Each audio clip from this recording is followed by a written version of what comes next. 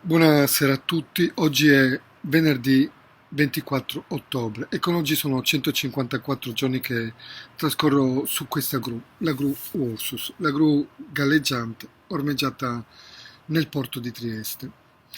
E purtroppo il sole è già tramontato, le giornate inevitabilmente si stanno accorciando e nonostante questo comunque sono riuscito a ricavarmi comunque questo piccolo spazio sulla gru dove ho posizionato questa lucetta e questo mi consente così se riesco a rimanere abbastanza rigido e non toccare questo dispositivo riesco comunque a fare questi video anche in assenza di luce e comunicare con voi per aggiornarvi di quello che sta succedendo.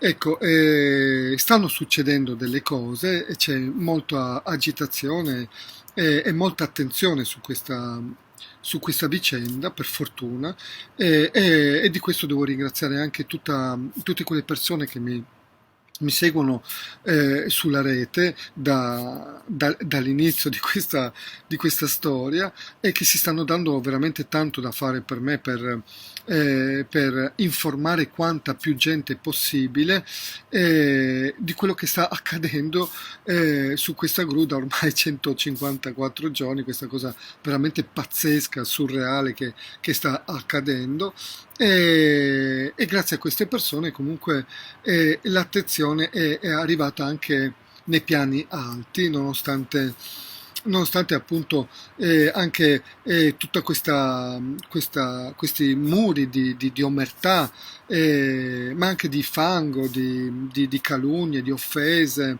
da parte di questi media locali. eh, come Tele4, piuttosto che il Piccolo di Trieste, piuttosto che Trieste Prima, o questi social su Facebook come Tesson de Trieste Seve, piuttosto che Trieste Caffè,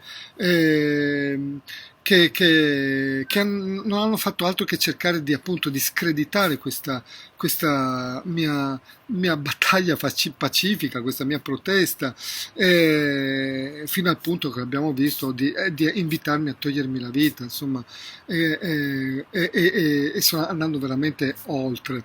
E, tutte queste pagine, questi gruppi che pullulano appunto di fake, di troll, di odiatori, no? Che fanno parte di questo entourage, no? Insieme a questi media di, di- di- di- di questo sistema istituzionale e politico che tiene sotto scacco questa città e che la vuole portare a questo livello così basso di etica, di morale, culturale. Lo abbiamo visto, insomma. E però in qualche modo, devo dire la verità, mi ha fatto anche gioco tutta questa macchina esagerata del fango, perché in fondo io cioè, sono solo un cittadino che sta manifestando pacificamente, che non sporca, che non crea neanche problemi di ordine pubblico, insomma, è un po' esagerato, insomma, per qualsiasi persona con un minimo di cervello e un minimo di onestà e si rende immediatamente conto che il troppo stroppia, no? Cioè, fino ad arrivare al punto di invitare una persona a togliersi la vita è veramente un po' troppo. Però questo è quello che era il desiderio appunto di questi nostri politici locali, insomma, eliminare in qualche modo, anche possibilmente fisicamente, chiunque si opponga al loro sistema. E dico, nonostante questo, comunque il messaggio è passato, è arrivato e sta arrivando sempre di più, devo dire, proprio grazie a tutti voi. E vi ringrazio davvero di cuore per quello che state facendo, veramente state facendo un grandissimo lavoro, lo stiamo facendo tutti quanti, e chi più, chi meno, chi dall'alto come me e chi dal basso come voi, ma lo stiamo facendo tutti e questa sinergia di forze positive, costruttive e non distruttive come sono queste nostre istituzioni, forse riusciremo a ottenere qualche cosa. Però di fatto comunque in questo momento posso dirvi che la cosa è all'attenzione del governo, senza dover essere troppo ottimisti o troppo pessimisti. Oggi vi dico che ho ricevuto una telefonata da parte di un alto funzionario del governo, con cui ho fatto una lunga chiacchierata, eh, facendo un po' il punto della situazione, di tutto quello che è successo, un excursus, no? Di chi ha fatto che cosa, chi non ha fatto cosa e cosa non ha funzionato, che mi ha portato per l'ennesima volta a rischiare la mia vita e la mia salute su questa gru.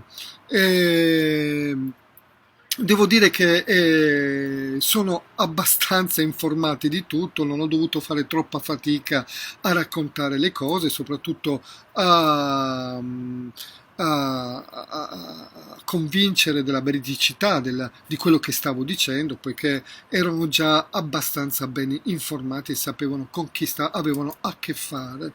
Ad ogni modo abbiamo comunque fatto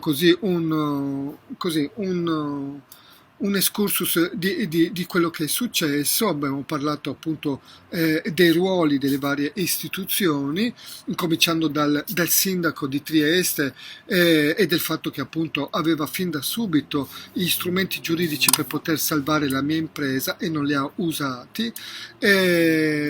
In più, di recente, come sappiamo, è riuscito a fare il peggio del peggio, è riuscito a metterci anche questo carico da 90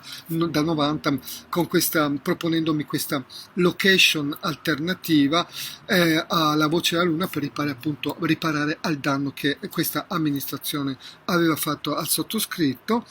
Una location che poi si è rivelata una fuffa, perché non era neanche nelle disponibilità del comune, però il sindaco ha pensato bene di farmi fare persino un progetto su questa location.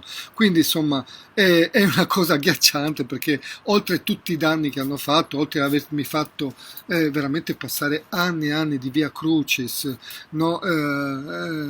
E si è divertito anche con questa beffa di farmi fare questo progetto su qualcosa che non era neanche il suo.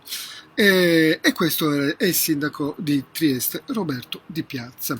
E poi abbiamo parlato appunto del ruolo della prefettura, di questo prefetto che ci ha messo 43 giorni solo per fare una telefonata al sindaco Roberto Di Piazza, e questo diciamo, lo squalifica. Senza proprio entrare nel merito della malafede, della buona fede, della cattiveria, ma cioè, anche volendo soltanto pensare alla inadeguatezza, alla superficialità, all'incompetenza, no? di questa persona, che non è stata minimamente in grado di gestire una crisi di questo tipo, nonostante fosse stato ampiamente allertato anche dalla prefettura, che l'ho detto e lo ripeto, devo dire che è stata l'unica istituzione di questa città a prendere in qualche modo le mie parti, a difendermi, a fare qualcosa per me, e devo dire l'ha sempre fatto. Ha cercato di sollecitare sia il sindaco che il prefetto di fare qualcosa, perché in effetti erano anche gli unici che veramente conoscono molto bene tutta la vicenda fin dall'inizio, l'hanno seguita, la conoscono proprio a menadito, e credo come tutte le persone che si sono che conoscono la storia, non possono altro che essere schierate dalla mia parte, e quindi hanno cercato di sensibilizzare questo prefetto, che invece poi si è dimostrato assolutamente inadeguato, superficiale, e ha lasciato precipitare questa situazione. Sono i numeri, alla fine, come dico sempre, sono i numeri che rendono perdenti questi personaggi. 34 giorni per fare una telefonata, 154 giorni su una gru, un cittadino, insomma, istituzioni che non sono proprio minimamente in grado, oppure diciamo in grado, ma in realtà non c'era proprio la volontà né politica né istituzionale di fare del bene, ma di colpire, di fare del male a gente innocente, a gente pacifica. E questo è terrificante, no? Cioè, questo fa paura a me, fa paura a tutti quelli, a quei cittadini sani che stanno osservando questa vicenda da lontano e chiaramente fa paura. È chiaro, fa paura a tutti, non solo per il sottoscritto, ma proprio per tutti, no? Perché se tanto mi dà tanto, è chiaro che questa gente è pericolosa per la società, diventa, no? È capace di fare qualsiasi cosa, qualsiasi nefandezza. E poi abbiamo parlato anche di questa multinazionale che si è fagocitata la mia impresa così d'amblè senza aver neanche avuto bisogno di partecipare a un bando di gare. Stiamo parlando appunto della Pacorini Group e di Paolo Fontanotte, il pane quotidiano, questa accoppiata vincente che abbiamo visto come si sta espandendo in questa nostra città e sta prendendo appunto i posti più strategici, più belli della città, così, senza aver bisogno neppure di, come abbiamo visto, di passare per un bando di gara, poiché appunto il bando di gara l'avrebbe, così dire, virtualmente vinto un tale Samuele Rossi della GDM, che però non si sa più che fine abbia fatto, però di colpo sono comparsi questi. Insomma, questa dimostrazione, questa è l'ennesima dimostrazione di come funzionano le multinazionali e di come si stanno impossessando delle nostre piccole imprese, approfittando appunto di sciagure come quella che ho vissuto io, e come quella che stanno vivendo tanti piccoli imprenditori come me. Ecco, loro aspettano appunto che questi piccoli medie imprese, la classe media italiana sia impoverita, per poter arrivare loro e prendere tutto a pochi soldi o addirittura a niente. Insomma, abbiamo visto che la regione gli ha fatto anche uno sconto, gli ha diminuito anche i canoni, oltre a non farli partecipare al bando di gara, gli ha diminuito anche i canoni della concessione. A me li aveva quintuplicati, a loro, visto che sono così simpatici, li hanno addirittura più che dimezzati. Ecco, stiamo parlando di questo. Ecco, questo è con la complicità appunto di questi nostri politici, queste istituzioni, queste multinazionali ormai fanno veramente quello che vogliono e dettano legge, no? E loro non hanno bisogno della certezza del diritto. Io li supplicavo di darmi un titolo, il diritto, no? Appunto chiedevo appunto la certezza del diritto. È chiaro che le multinazionali non hanno bisogno, cioè il diritto se lo fanno da soli, e questo è un pericolo che avevo sempre paventato a tutti quanti, scongiurato e si è materializzato, come era prevedibile d'altronde. Detto questo, niente, speriamo che adesso si diano davvero da fare, che questa cosa abbia un'accelerata, prima che non sia troppo tardi, perché ci stiamo avvicinando anche all'inverno. Tra qualche giorno qua veramente le cose potrebbero veramente cambiare molto. Fino adesso, come vedete, il tempo mi ha graziato. Anche questa sera non c'è un filo di vento, veramente una cosa veramente stranissima, visto tutto il vento che c'è stato quest'estate, e la temperatura è anche buona, quindi mi permette di sopportare meglio la fatica qui sopra. E, niente, ringrazio ancora tutti voi che mi state dando una mano sulla rete. Continuiamo comunque a non abbassare la guardia. Mi raccomando, continuiamo a divulgare questi video, a far conoscere a quanta più gente possibile questa cosa ci riguarda in qualche modo tutti, che tocca tutti quanti, e, e rimaniamo comunque sempre fiduciosi e ottimisti, perché no?